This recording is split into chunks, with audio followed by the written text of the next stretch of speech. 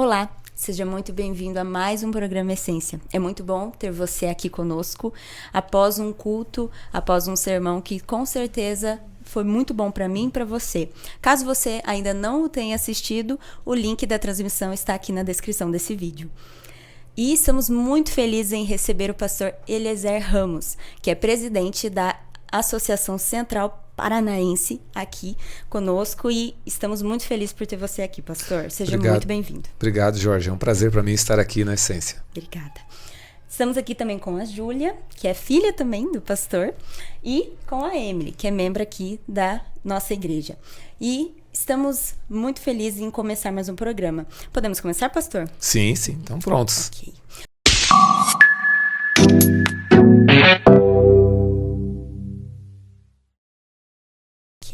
Pastor, a primeira pergunta é a seguinte. Muitas pessoas usam essa passagem do sonho de Pedro, ali em Atos 10, como argumento para combater a ideia de que ainda há alimentos imundos e impuros. E como que a gente pode, então, esclarecer essa questão de que ainda devemos seguir esta ideia? Essa pergunta é muito boa, Jorge. E a gente tem ao interpretar a Bíblia, a gente sempre tem que usar a própria Bíblia. O problema é que as pessoas às vezes usam as ideias de hoje para interpretar a Bíblia. Então, algumas coisas interessantes podem nos ajudar a entender bem esse texto. Primeiro, Pedro não comeu, né?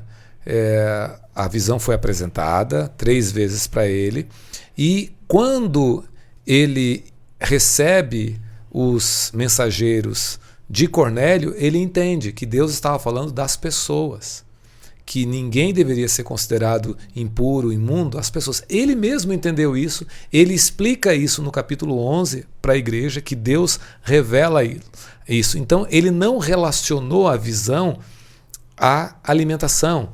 Outra coisa, não existe na Bíblia nenhum lugar onde o alimento, onde os animais impuros sejam considerados alimentos. Que algumas pessoas dizem, Jesus purificou todos os alimentos. Sim, mas para o judeu o animal impuro não era alimento. É como a gente pegar um pedaço de madeira, para nós a gente não processa como alimento isso, né? Então ninguém precisa purificar isso.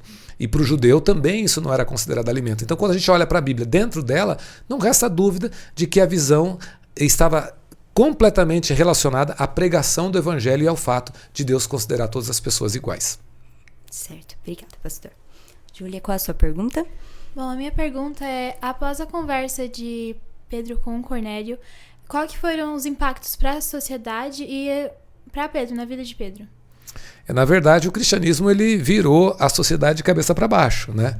Então, a própria igreja não recebeu muito bem a visita de Pedro a Cornélio, e eles tiveram uma resistência, e isso foi uma certa tensão durante um tempo, tanto que Deus levanta o apóstolo Paulo para pregar os gentios, e isso vai acompanhar, digamos assim, a pregação do Evangelho no Novo Testamento, onde há uma certa tensão entre os judeus e os cristãos de origem gentia, né? E aí Paulo sempre tentando trazer para aquilo que é a palavra de Deus, onde não há distinção entre os judeus e entre os gentios, mas realmente sacudiu a sociedade, virou o mundo de cabeça para baixo. Sim, perfeito, pastor. Emily? Pastor, tendo em vista então que nós temos diversas linhas teológicas que acabam falando que nós devemos ir a Cristo como nós estamos, e que isso não requer mudança, uma vez que Cristo nos ama perfeitamente como nós estamos. Como nós podemos apresentar Cristo de verdade para as demais pessoas, tendo em vista o testemunho de Pedro frente a Cornélio? Às vezes a diferença entre uma verdade e o erro, Emily, é justamente a ênfase. É bíblico que a gente pode ir a Cristo do jeito que nós estamos. Se Jesus Cristo não chegar até nós, nós não conseguiremos chegar até Ele. Né? Não adianta a gente tentar perfeccionar a nossa vida para que então, agora que eu estou pronto, eu vou para Cristo. Não, nós precisamos de Cristo. Mas a gente precisa de Cristo para quê? Para ficar na mesma? Não, o Evangelho pressupõe a transformação. E é uma transformação que começa quando a gente aceita Cristo e termina quando o corpo é glorificado, quando ele voltar. É um processo de transformação contínua. Nós que estamos aqui, aceitamos a Cristo, a gente não é obra acabada. Paulo fala em Filipenses, aquele que começou a boa obra em vós, há de completá-la. Então, aquela pessoa que diz que aceitou a Cristo e continua na mesma situação, de fato ela não aceitou Cristo, porque toda pessoa que aceita Cristo, ela vai ser diferente. A gente vê o caso de Pedro, a gente vê o caso de Paulo, a Bíblia está cheia de exemplos e estes exemplos nos mostram o que Deus deseja. Ele nos aceita na condição que nós estamos. O ladrão na cruz não teve tempo sequer para mudar alguma coisa, para adquirir um novo hábito. Ele foi aceito na condição que ele estava. Ele foi aceito daquele jeito. Mas não para continuar daquela forma. Ou seja, quando Cristo voltar, ele vai ter o trabalho de transformação completo. E é assim com cada um de nós. Amém. Amém. Meninas, sempre serão muito bem-vindas aqui. Muito obrigada pela participação de vocês. Pastor, o senhor poderia então nos dar qual a essência do sermão de hoje? Então, a essência do sermão é que a nossa vida cristã ela é formada por 3 elementos. A comunhão com Deus, a obediência à palavra dele e a missão. Então, quando nós estamos no processo de caminhada com Cristo, a gente precisa desses 3 elementos. A gente precisa da contemplação, a gente precisa de ter contato com a palavra, de oração, mas nós precisamos praticar esta palavra e nós precisamos compartilhar com as outras pessoas. É nesse processo que a nossa transformação vai acontecer. Não adianta a gente se fechar num quarto ou num mosteiro, como se fazia no passado, para que a pessoa pudesse se purificar. Isso não resolve.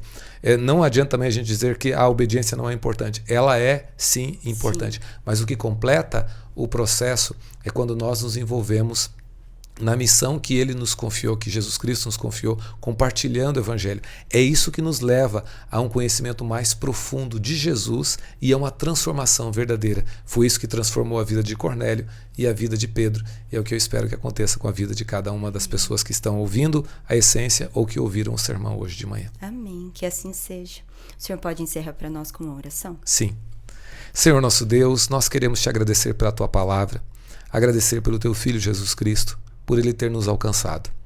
Agradecer porque ele olha para nós com paciência e misericórdia, mesmo que ainda acalentemos coisas no coração que não compartilham valores com o Evangelho. Pedro foi transformado e o Senhor usou a missão para transformá-lo.